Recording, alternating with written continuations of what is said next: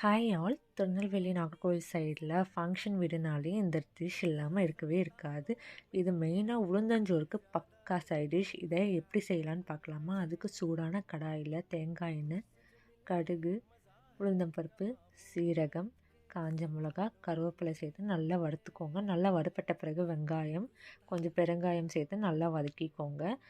அதுக்கப்புறம் நம்ம பொடியாக நறுக்கின வெண்டைக்காய் சேர்த்து நல்லா வதக்கிக்கோங்க. கொஞ்சம் வதக்கினா போதும்.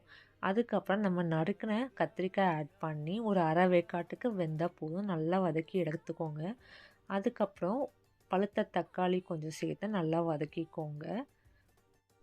அடுத்து ஒரு மிக்ஸி ஜாரில் தேங்காய், காஞ்ச மிளகாத்தூள், மஞ்சத்தூள், பூண்டு, வெங்காயம், சீரகம், கொஞ்சம் தண்ணி சேர்த்து நல்லா மைய அரைச்சிக்கோங்க. அந்த பேஸ்ட்டை நம்ம வதக்கின காய்கறி கூட சேர்த்து நல்லா கிளறிக்கோங்க.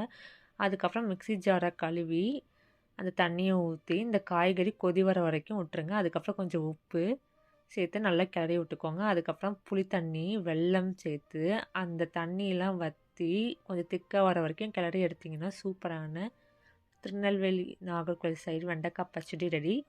இந்த மாதிரி ஈஸியான டேஸ்டியான ரெசிபிக்கு மறக்காமல் ஃபாலோ பண்ணுங்கள். தேங்க்யூ ஃபார் வாட்சிங்.